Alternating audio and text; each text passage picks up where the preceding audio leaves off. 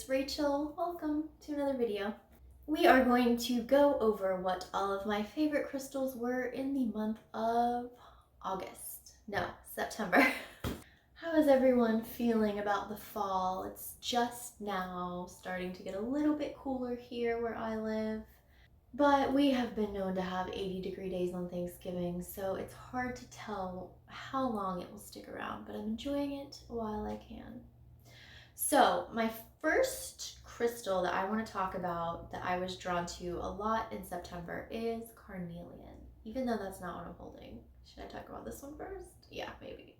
Honey Calcite is one that I don't think we've talked a lot about.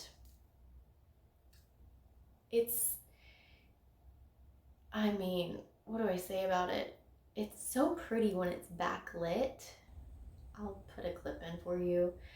But honey calcite, so all calcites have that wonderful like waxy soapy feeling, which is how you can remember that calcite is great for cleansing. One of the coolest things I think about honey calcite is I remember a lady telling me that she liked meditating with honey calcite because when you meditate with it, the energy becomes moldable like clay. And I didn't understand what she was trying to get across to me. So until I tried it, and I totally see what she is saying.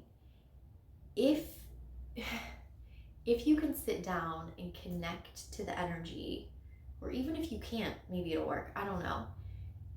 Holding a piece of honey calcite and sitting down to meditate and just being in that quiet space of energy with this,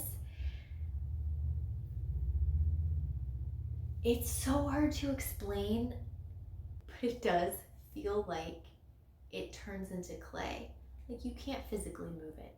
I'm talking energetically. It feels like something that you can actually move around. Honey calcite is supposed to be very emotionally like stabilizing, and it is supposed to be great. So of course it's yellow, solar plexus chakra. It's great for like confidence and things like that. Specifically, I remember reading before that it's great for people who have been in abusive relationships past.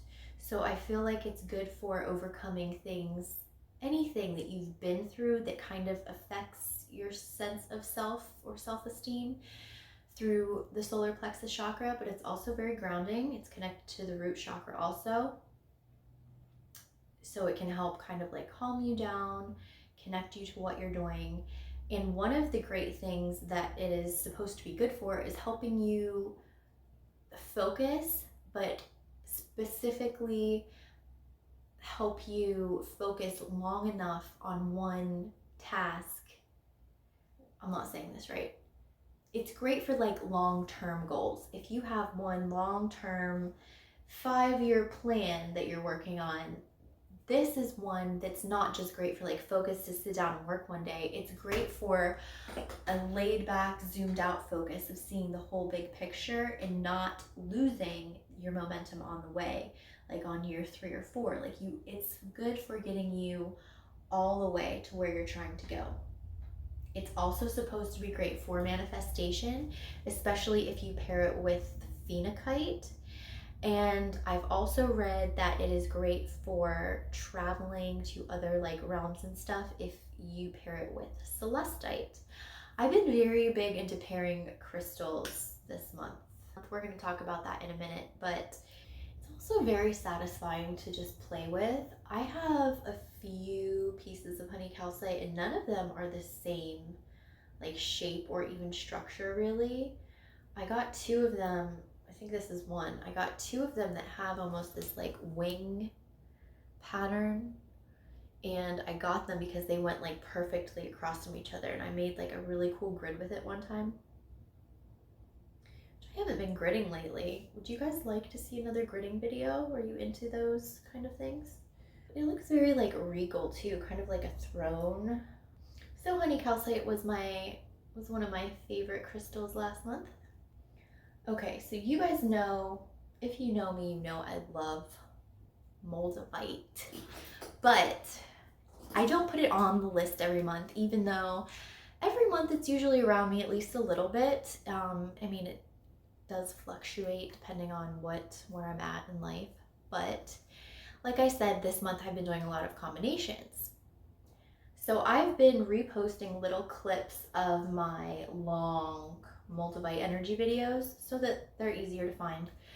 And just from me like re-editing those videos, so I'm watching them as I'm, editing them, and it's just made me more, I don't know, like re-excited about combinations of crystals, and not even just Moldavite combinations, but how I was talking about the combinations with the honey calcite. I think I might start exploring that more and more, the combinations of crystals, because the possibilities are endless. And I mean, what kind of cool things can I open? Who knows? I'm very excited about it. But I did have to put Moldavite on the list this month because, oh my God, he's so pretty. Because watching those videos and watching the combinations and stuff, I have started wearing them around a lot more and using them a lot more just because I'm like reminded of them. So I've had Moldavite around a lot because of that. But even before that, I was wearing my ring around all month. I wanted to be around Moldavite this month, particularly, just a lot. And, Moldavite is so great for like seasons of change. And we are in a season of change right now in more ways than one. But, we just passed over the fall equinox. So darkness is going to start to take over a little bit more, and it's just time to there's just a definite shift in the air, in the energy. Like I can feel it when these things happen. It's so weird how I'll do things on certain days and then look at what day it was and what you're supposed to do on those days. And I've already done it. Like I love the shifts in the seasons and the energy in the air. That's like real magic lives there. It's tangible. Anyways, Moldavite on the list this month for sure. The first crystal I actually put on my list this month was Sugilite. It was the first one that I noticed this month that I was like going to over and over. And specifically, I remember thinking, like, I think I need a little change. And I started picking it up, and dude, this month,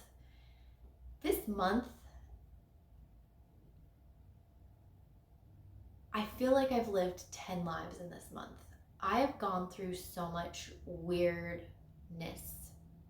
And I like to listen to a lot of weird stuff, like weird spiritual stuff. I listen to some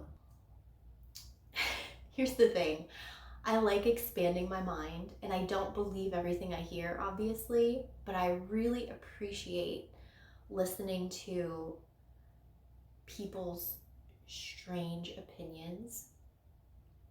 There are so many theories out there about everything,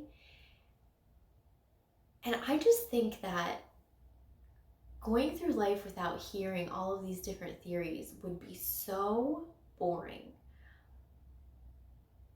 Like, I'll turn some of these people on. I have a handful of favorite people to listen to if I just want my mind to hurt, if I want it to be blown and twisted, and I'm just like, what? I love that stuff. I love it. Martin Kenny is coming to mind. Like, if you haven't listened to Martin Kenny before, I have a few more. If you like the weird stuff, let me know. I'll point you in the right direction. Send me a DM on Instagram. That's the easiest way to have a conversation with me. But where am I going with this? Oh, right. So I've listened to a lot of weird stuff this month, and I felt like I needed some kind of a change at the beginning of the month. And right now that I'm looking back on it and thinking about how this was at the beginning of the month and how for me this means change and transformation, I might have brought a lot of stuff on myself that I did it to myself. I did it to myself. Anyway, my point with that is sometimes I will get in a rabbit hole of watching so many things that are just out there that I feel like whether or not I believe them to be true, it just helps me. It like gets rid of some kind of a wall or a block.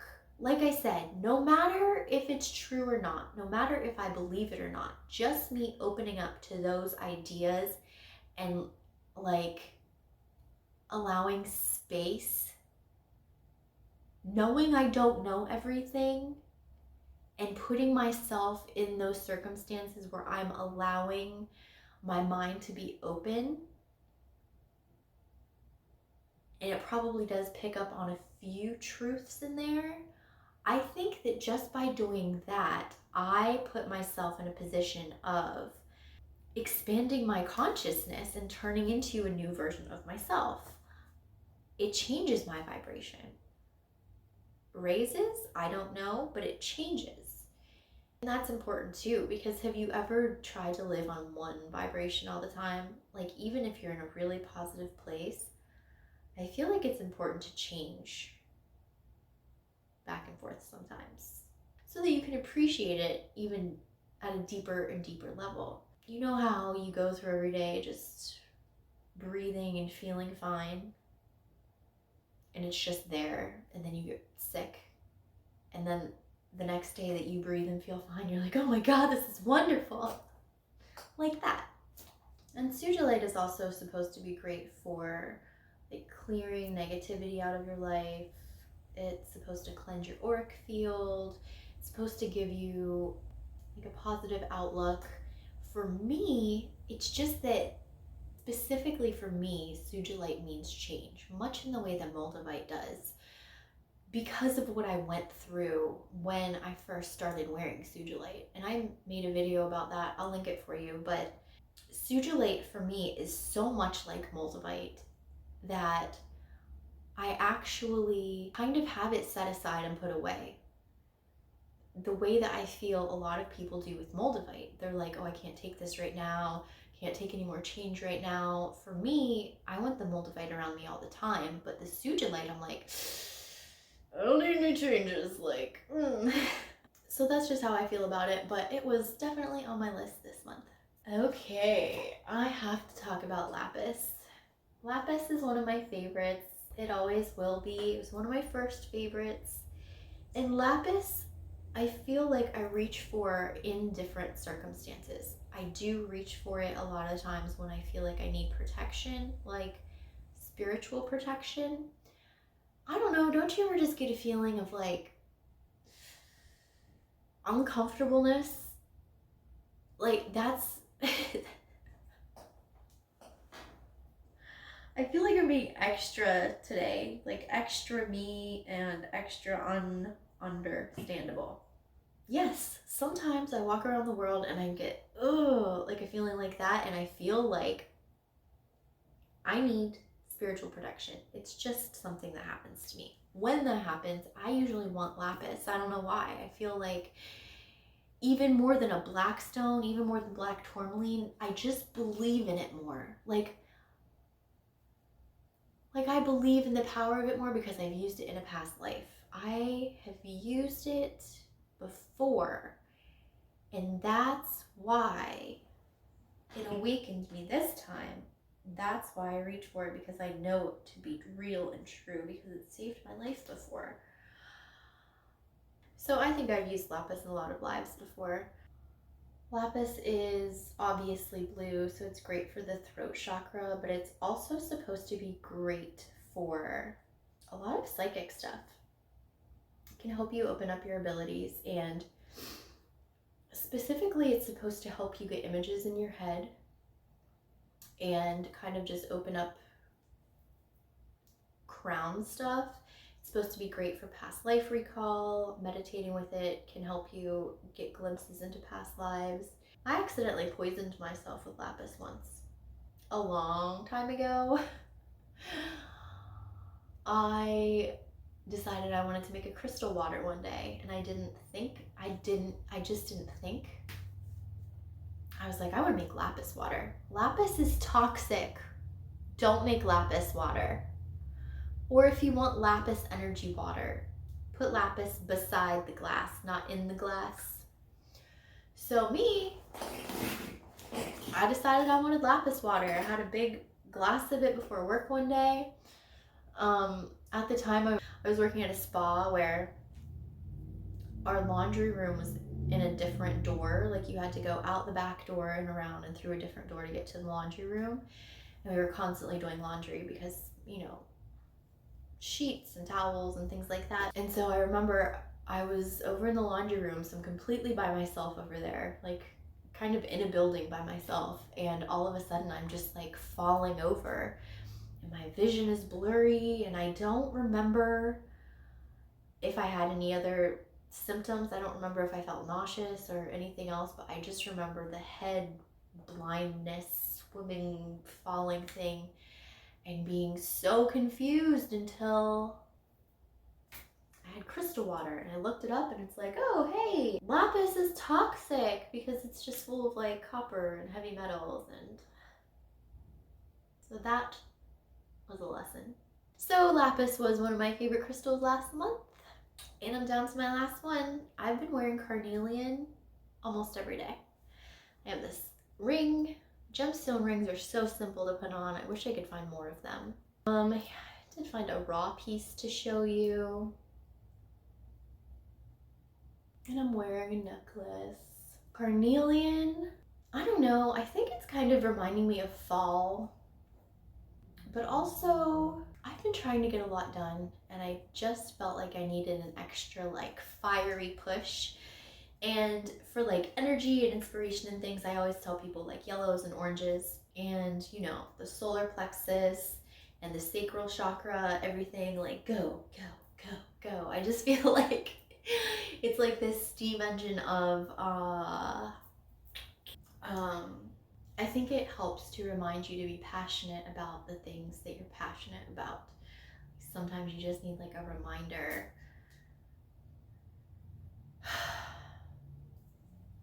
None of these feel like the reason I'm actually wearing it. I don't know why. Okay, this is interesting about carnelian. It can help to teach one how to carve out a unique place in life and how to utilize personal power in the physical world.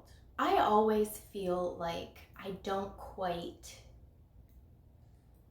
fit anywhere where anyone wants me to go, or what anyone wants me to do, or what anyone wants me to be. It's not quite, it's just always a little bit uncomfortable. So I truly feel like I have to build something new in the world for me to belong in. And whatever that means and whatever that is, maybe that is why I was drawn to the carnelian.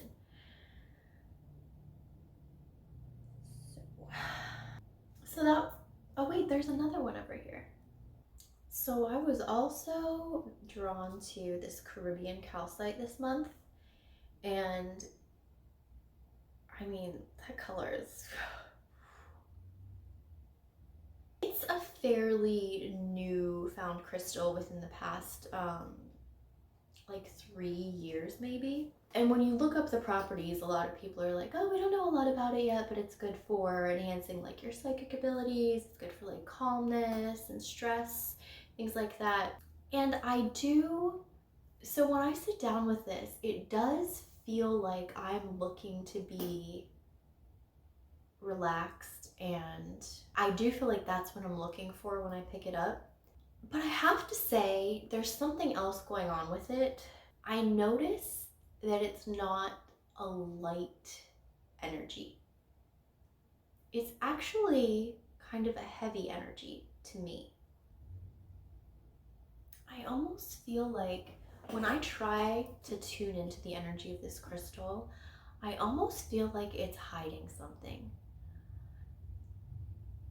Like a like a time bomb, although not as violent. I feel like when I'm holding it, I feel like within my left side somewhere, there's like a cardboard box that's been like shoved off to the side, and it's not taped, it's like flapped. You know how you fold the flaps together? It's like in this concrete corner of my left side. And I feel like it's in there, and it's aware, and it's being so quiet, and it's just waiting.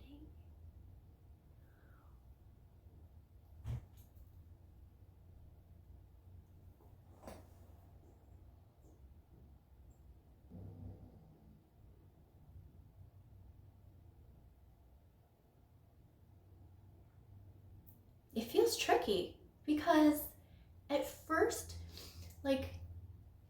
energy just now, when I close my eyes, I'm like, oh, I can totally feel myself in this crystal blue water lying on a raft and just floating around. And it could have been easy to get distracted by that, but I was like, do I still feel the box? And I do. I'm gonna have to get back to you on this. I'm gonna have to do a deep dive. I mean, it's gorgeous.